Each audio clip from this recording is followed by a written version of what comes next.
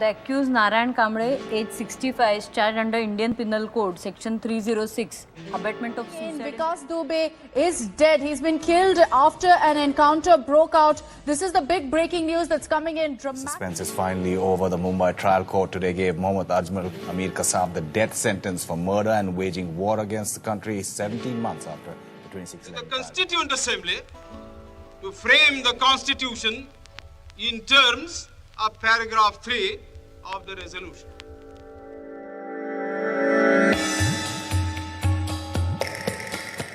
Welcome to the DAKSH Podcast. I'm Leah. I work with DAKSH, which is a Bangalore-based non-profit working on judicial reforms and access to justice.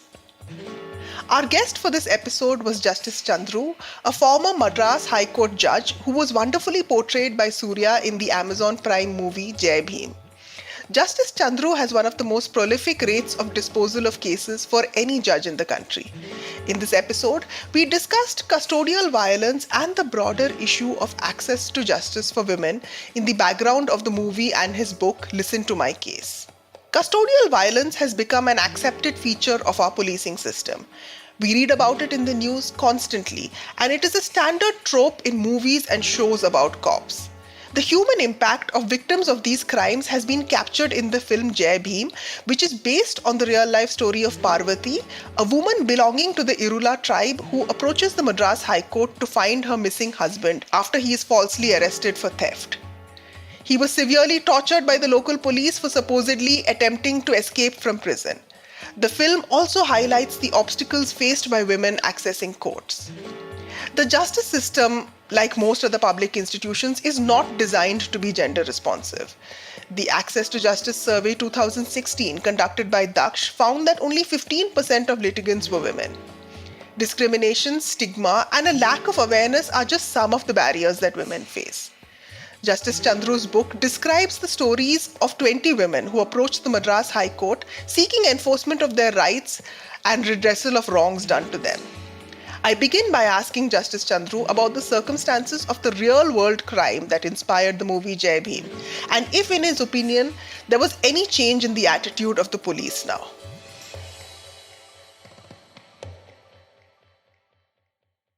You must know the film Jai Bhim was based upon a true incident took place in 1993.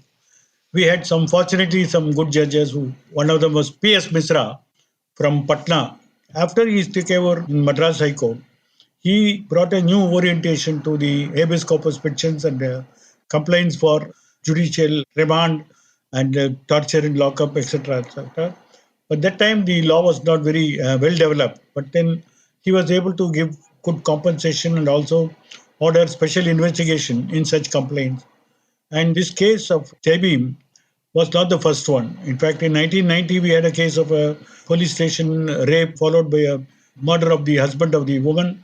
And he appointed a SIT presided by a then Superintendent of Police, Latika Saran. She rose to become the DGP of the Tamil Nadu Police. And that report indicted the police and they were all tried later. A special prosecutor was appointed and all of the policemen were convicted. But Justice Misra took the issue to a further thing. He decided that it is not only the compensation, but we will also have a rehabilitation for the women. So the directed the government to give employment in government service for that lady. And she is now employed, she is married again. And I think that was the first ever case in the Madras High Court, which took a new direction, that a special investigation into the crime and a compensating the victim, rehabilitating the victim, and a pursuit, not just leave the case and leave it like that. The High Court was monitoring the case till the end. I think that gave inspiration to several other cases which followed later. I think in that sense, the Jai Bhim story also was a trend because it started with the habeas corpus filed by the tribal woman. But the habeas corpus did not go further because nobody knew what happened to him. And later, our own investigation. There were two other persons, the nephews of the deceased Raja Kannu, was also in the lockup. And when the pursuit of those two, we found them in Kerala, neighboring state, in a very remote village, doing some menial work because they were threatened by the police that in case they come back, they will also face the same fate of the uncle. So they never came and they were hiding.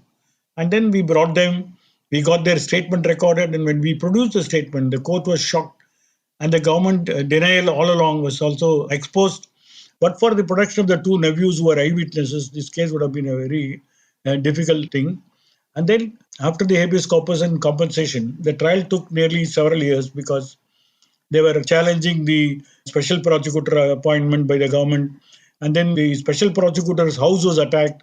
His library and the car was burned by the hooligans with the complete tacit approval of the police. And then it led to the Madras High Court bar striking work and filing a petition for police protection for the prosecutor. And only in 2004, the policemen were convicted by the Sessions Court. Later, their appeal in the High Court was dismissed within 3 years.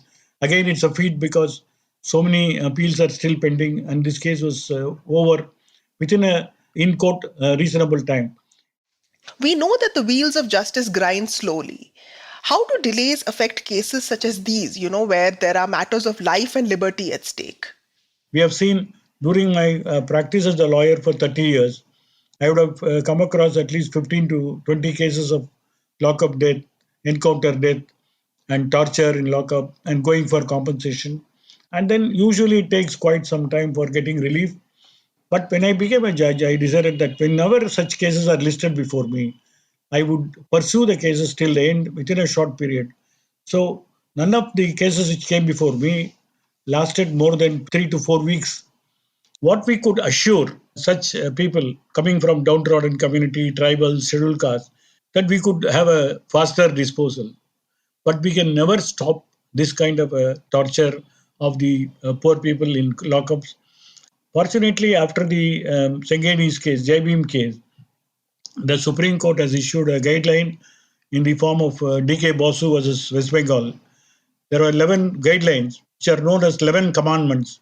So whenever such cases came before me, while adorning the bench in the Madras High Court, I had taken action against the magistrates. Because first my query will be, what was the remand report? If the remand report is not in conformity with Basu guideline, action will be initiated against the magistrate. That's very important, that the judiciary, being the monitor or the protector of the constitutional right, cannot keep quiet at all levels. It doesn't mean only High Court is empowered to do all this. Even a magistrate can do this. And if you ask me 28 years ago now, I do not see any big change in terms of the attitude of the police. And some of these circulars remain only on a paper proposition. Yeah, so just coming back to the issue of custodial violence, as a lawyer, the question that often occurs to me is, confessions to police officers are inadmissible in court. So why do the police continue to torture people in custody? You must know how the criminal justice system works. One is need the proof. And then the best way of proof is to make them agree to the crime. And then to the misfortune of the police, even the British did not believe their own police. And they said Section 24 of the Evidence Act, no statement given to the police will be taken as evidence. But then there is an exception that recoveries made pursuant to the confession is also admissible. So most of the crime, police make a recovery, and for that purpose, they also torture some of the witnesses. Secondly, the torture is also in a way not only to solve the particular crime. Torture is also a state dominance over such communities. It is extending their suzerainty over the population itself so that they are able to rule better, put them under check.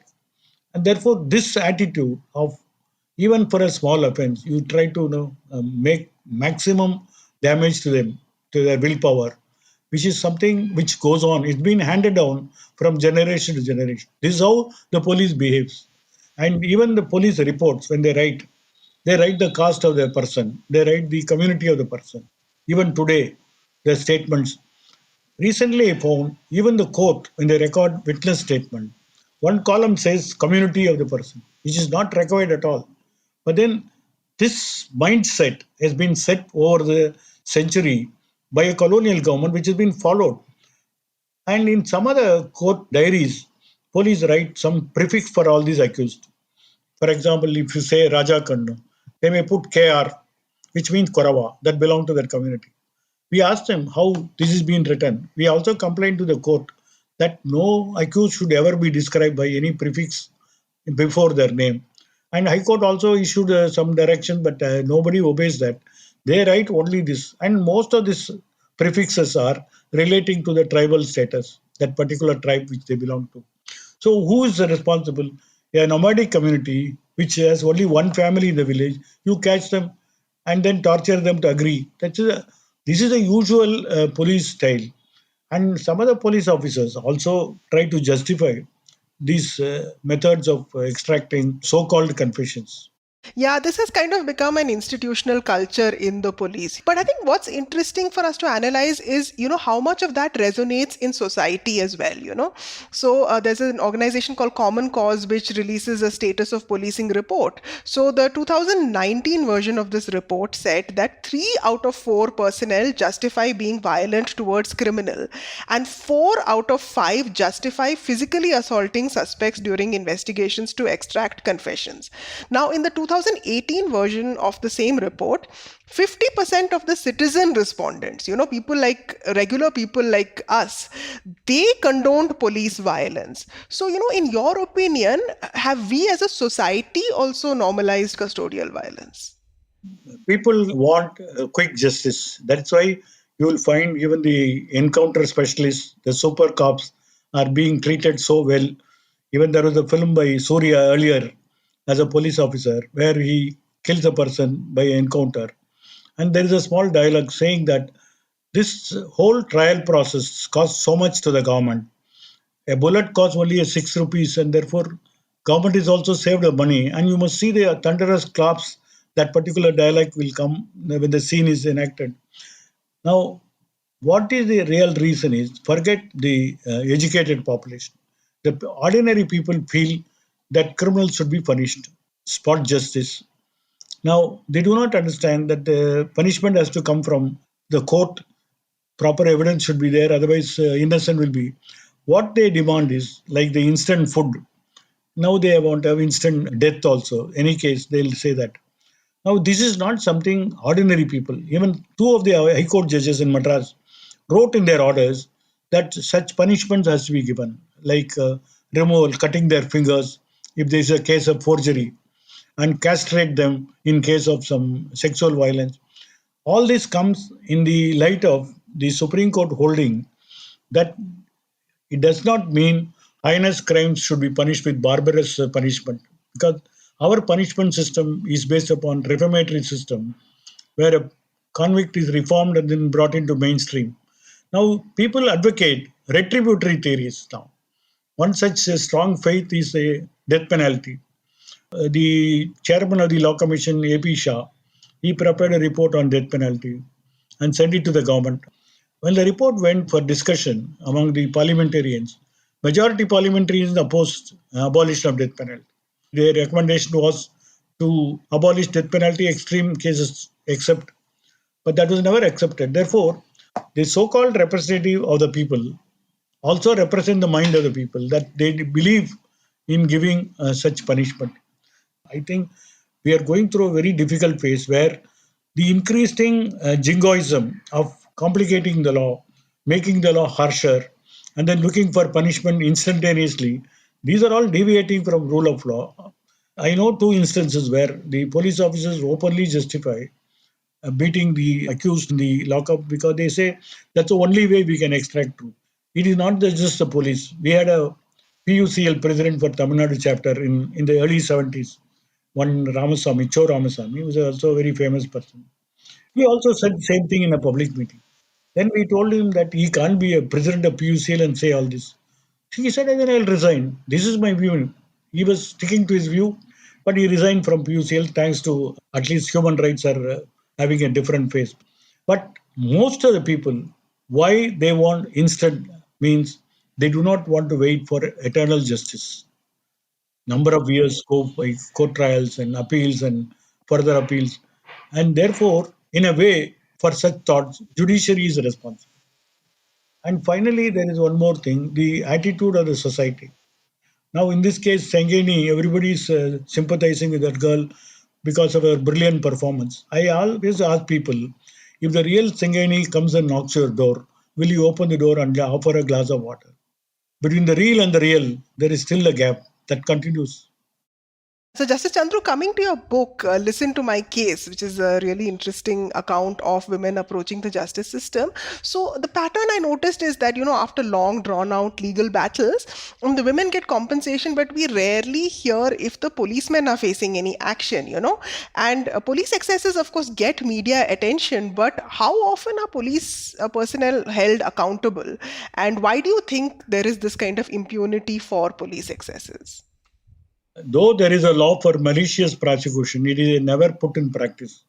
Under Section 4 of the SC/ST POA Act, there is also provision to punish the officers who are responsible for instigation or abetment. I don't think any officer has been charged under Section 4 despite an attempt to bring them in. And now there is a provision to give them the sanction for prosecution, still continue. Somehow they think compensation is enough. He does not pursue. Therefore, in a way, this Jai Bhim case is not stopped with compensation or rehabilitation. It pursues till their conviction. I think that could be done in an individual case, but largely the officers who are responsible for perpetrating such crime, they escape due to several factors. They continue to be protected by higher officers, like in the case of Jai Bhim. The government completely supported the officers without knowing what is the real truth behind it, because the poor man words never count in our society, and the law always grinds the poor, goads the rich. And therefore, Chengeni case was an exception, but not the real rule. And compensation is not the only solution. The book which you are referring to, they are all only isolated cases. 15 cases which I dealt with, I picked up as a representative case. The compensation cases also, which came on a different form, we were trying to do some salvage operation to do some help to them. But what is most important is that the bar do not have a human rights cell in each bar, where the lawyers can volunteer to help such people as an organized bar, unless they come out with such program. Under the Bar Council rules, we have a provision for legal aid committees for the bar also. But I do not think that any bar has got any such provisions. The net result is people are just made to go here and there, run around from pillar to post to get even help. That is lacking today. Therefore, when you have a monopoly of a bar, we should also authorize the human rights organization to take up such cases directly to the court without the help of the lawyers. I consider the help of the lawyer is important, but when the lawyers do not come forward and leave the people to the mercy of the others, I think they should also, like the consumer forum and other forum, where the voluntary organization must be able to take up such issues directly to court. To the extent this monopoly should be restricted also. Thirdly, that law students should also be trained to act like a go-between, as an informer or as a contact person or as a link between the organized bar and the poor people. Colleges have such committees which go around and fan out to different areas and get contacts and put them into touch with such human rights lawyers. I think great service will be done. Are there any experiences from after the release of the film that you would like to share with us? In fact, at this stage, I want to share one experience which took place last week after the movie Jai Bhim Effect. Some family 1,000 kilometers from Chennai landed in my house last Sunday. They are coming from Andhra Pradesh. They can speak only Telugu and I can't speak Telugu. And then with great difficulty, I found that she had a domestic violence problem in her place. So I asked that lady that there are 1,000 lawyers in that particular Anantapur area. Why would you travel this way and come here? And they didn't have my address. They had only the photograph of the film lawyer. And they went and asked every auto driver and then somehow they landed. She said that I have no help at all. Then why did you come here? She said, we saw the film and we know this man can help us. You do not have such people to help in each area. This can't come by any compulsory roster, but it should come from within. The lawyers should form groups to fight such societal injustices. Yes, that story is really an indictment of the justice system, that somebody had to travel that far to find help across state borders. That's really an indictment of our justice system. So, Justice Chandru, just one question, just going back to police procedure and how they work. Do you think the police also lack training in scientific methods of interrogation, in behavioral science, in psychology? Because those are the tools that they are supposed to use while questioning suspects. fact, last week one police officer asked me, he holds the rank of IG, AIG. He asked me that if I know a pattern is stolen, then do you think I can't use any force to get the statement from him? Why do you say that such things should not be allowed? I told him that you can't live in 1 century old. There is a scientific advancement. There are technologies advanced. I said, if you think that technology is advanced in the crime detection, you should go for that kind of thing rather than the primitive method of the criminal tribe system. But the mindset continues to be the old mindset. Police officers have written to me that this film is really an eye opener. It doesn't mean only the film should tell them what is right and wrong. And this can't be given a blank check. Even during the pandemic period, COVID-19, when lockdown were there, so many scenes were shown. Police services beating two-wheeler drivers. And some people were very happy about that. I know there are prizes came from the media watchers. They think, good thing, that's how we can bring some kind of a normalcy or some kind of a sanity. Somewhere down the line, we also feel, each one of us also feel such cruel treatment is necessary. Certain barbaric tendencies within us, within our own DNA, also exhibit some kind of a happiness, so long as you are not in the receiving it.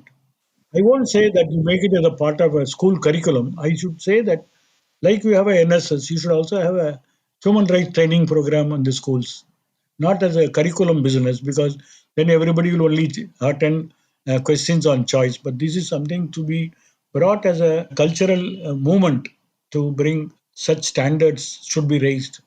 That unless that is done, these issues of third degree methods and torture and killing in lockups will continue. Yes. So this has been a fascinating discussion.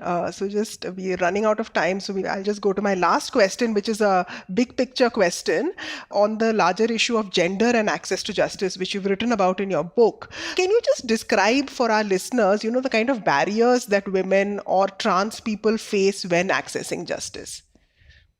Again, when we talk about the brutality of the police, is there any gender specific brutality also? I think there is plenty. In fact, in my judgeship, I had ordered an inquiry where we found a transsexual was sexually abused and then finally was driven to commit suicide. And he committed suicide right in the front of the police station by pouring kerosene on him. That's also mentioned. So it took long time to unravel how he was driven to suicide. And then we also found that he was in the jail, and the jail officials also made use of him.